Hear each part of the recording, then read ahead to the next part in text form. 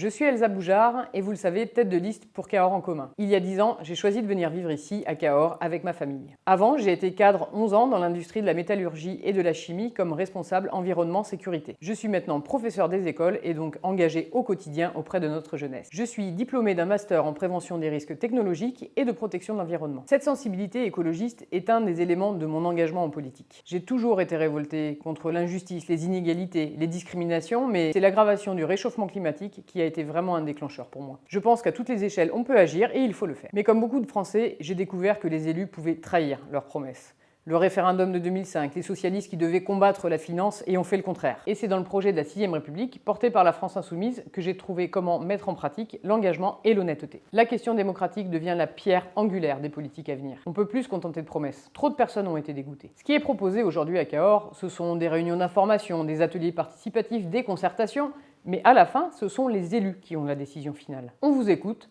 mais on fait ce qu'on veut. Avec nous, les élections, ce ne sont pas une carte blanche donnée aux élus. Nous, ce qu'on propose, c'est le RIC, le référendum d'initiative citoyenne locale. Il permet aux Cadurciennes et aux Cadurciens de faire des propositions et de voter dessus.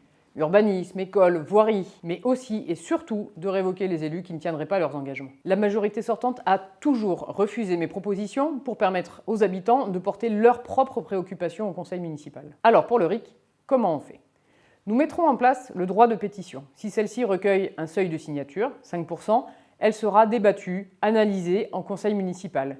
Si le seuil de signature atteint les 10%, là, c'est la mise en place d'un référendum que nous nous engagerons à respecter. À chaque conseil municipal, un temps de parole sera ouvert pour les associations, les collectifs, avec une obligation de réponse des élus. Nous allons créer des conseils de quartier dotés d'un budget participatif autonome. Espaces de débat, d'actions de proximité, ils seront animés pour permettre une participation la plus large possible. Toute personne de plus de 16 ans domiciliée à Cahors pourra concrètement participer à transformer son quartier et construire la ville de demain. Et enfin, nous donnerons une véritable place à notre jeunesse. Le conseil municipal enfant et le conseil local des jeunes deviendront de véritables partenaires des élus avec des engagements concrets sur ce qu'ils portent. C'est avec sa jeunesse que Cahors construira son avenir. Les 15 et 22 mars, vous pouvez changer les choses et prendre réellement une place dans les décisions qui vous concernent.